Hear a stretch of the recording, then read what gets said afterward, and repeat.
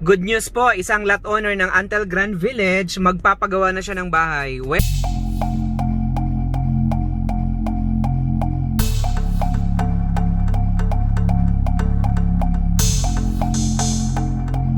Miliada, Division Manager dito po sa Antel Grand Village, and Anyana, and I've been working here at Antel for over 9 years. At ngayon, yung isang lot owner natin, magpapagawa na siya ng sarili niyang bahay. Well, this video po is for you. Kung lot owner ka dito sa Antel Grand Village at balak mo pong magpagawa ng sarili mong design, well, this video is for you talaga.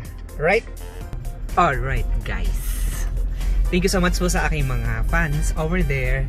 Shout out po sa ating client na nasa Amerika, nasa Canada, nasa Europa, nasa Singapore, nasa Hong Kong, New Zealand, Thailand, nasa Vietnam, Pakistan, nasa Japan.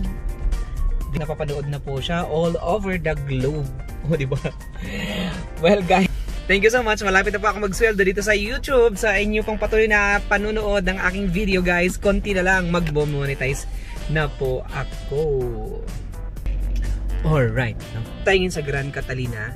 So, nandito yung property ating isang lot owner. Then, i-check natin, no? Kasama po yung kanilang hard na engineer at contractor dahil gusto nila sariling design. Kaya yun, pinamit up niya sa akin yung kanilang engineer, no? Para i-visit yung kanilang lupa. Kasi yung kanilang lote ay title na. Then, gusto nila magpagawa ng sariling design. Tapos, ang budget nila, 5 to 6 million. No? Yun yung kanilang budget. Kumbaga, hindi nila i-bank loan. Kumbaga, sarili nilang fund. Alright. So, ito yung Grand Catalina po. Then, makikita nyo po noon, maganda po ang village natin. No? Naka-grass cutting tayo. Then, kakaliwa lang po tayo dito, guys. Ayan. So, actually, itong bahay na to is model house po ng Antel. Pero tinan mo, maganda po, no? Kasi madaming puno. Tsaka corner-corner through lot siya. Anyway, this is the property location po ng ating isa sa lot owner.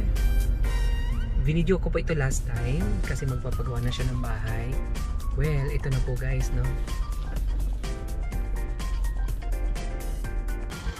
Alright, no? Dito na po yung kanilang engineer at saka ng kanilang architect. So, pinasamahan lang po sa akin yung lote ng lot owner namin. Ayan po sila. Well, guys, okay, ito yung property. So, third lot from the corner. So, corner 1, then 2, and then 3. Okay, so ocular muna natin yung kanilang lote. Kasi magpapaplating po dito si engineer. Alright po. Actually, guys, ito. Yan po. Yan. So, ayan. Medyo